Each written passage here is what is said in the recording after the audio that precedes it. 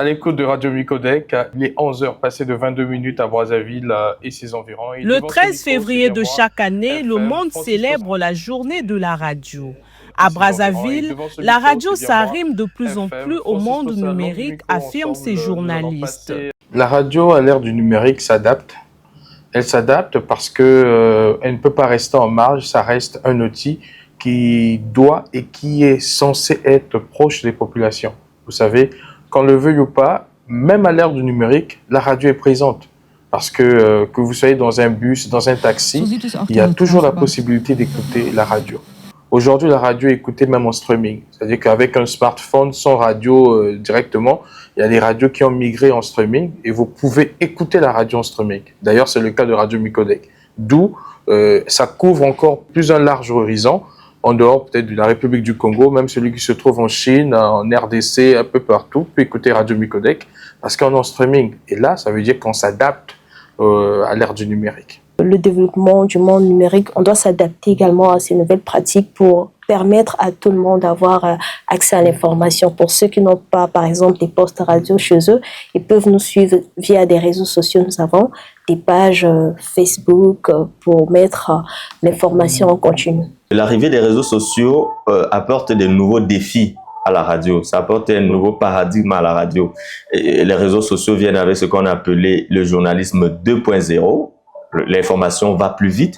Et donc, le défi pour la radio, c'est s'arrimer à la vitesse, la nouvelle vitesse de l'information.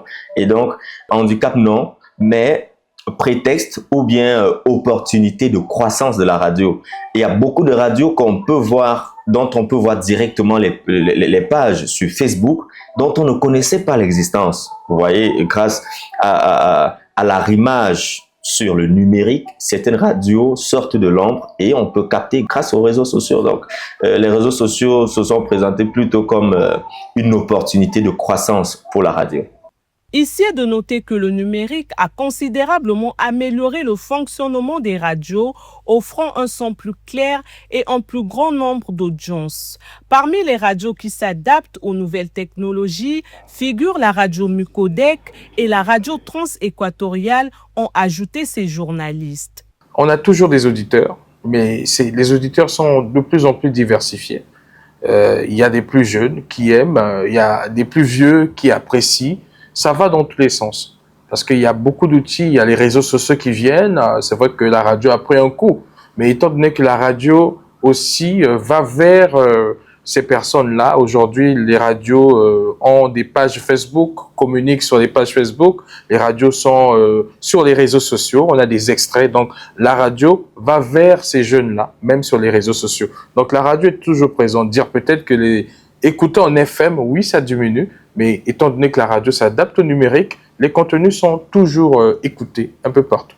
Pour ce qui concerne la radio Trans-Équatoriale, nous avons une page Facebook, Radio Trans-Équatoriale, et nous avons un site internet, Radio-Télévision Panafricaine. On est obligé, sinon on disparaît. Vous voyez, la plus grande classe, ou bien la plus grande frange des auditeurs sont aussi sur les réseaux sociaux. Et une certaine partie de la population s'informe, se renseigne d'abord sur les réseaux sociaux avant de trouver où est-ce qu'ils vont prendre leurs produits. Donc, si vous voulez être écouté, vous devez avoir un relais sur les réseaux sociaux. Et donc, nous avons notre relais sur les réseaux sociaux. Et si vous voulez savoir si ça a un impact sur le développement de notre radio, je dirais oui, parce que aujourd'hui, nous avons des partenaires qui nous contactent directement pour certains produits, pour des contrats publicitaires, pour des accompagnements médiatiques, parce qu'ils ont vu notre page sur Facebook. Par ailleurs, de nombreuses radios demeurent encore dans l'analogie, ce qui cause parfois des interruptions en cas de coupure d'électricité. On rappelle, le thème choisi pour célébrer cette journée est « La radio et l'intelligence artificielle ».